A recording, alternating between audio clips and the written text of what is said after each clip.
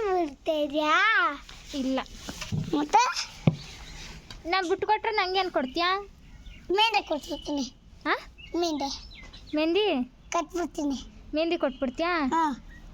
ಸರಿ. ಇದರಲ್ಲಿ ನಿಂಗೆ ಮುಗ್ದೋದ್ರೆ ಮೆಹಂದಿ ಕಾಲು ನಂಗೆ ಯಾರ ಕೈಗೂ ಬೇಕಲ್ಲ. ನಿಂಗೆ 2 ಕೈಗೂ ಹಾಕೊಟ್ಬಿಟ್ಟು ಮುಗ್ದೋದ್ರೆ ನಂಗೇನು ಕೊಡ್ತೀಯಾ? ಏನಿಲ್ಲ. ನಂಗೇನಾದರೂ ಕೊಡಬೇಕು. ಇಲ್ಲಿ 4 ಗೊಂಬೆ ತಗೊಬರ್ತೀನಿಲ್ಲ, ಕೊಡ್ತೀನಿ. ಗೊಂಬೆ? ಹಾಂ. ಯಾವ ಗೊಂಬೆ?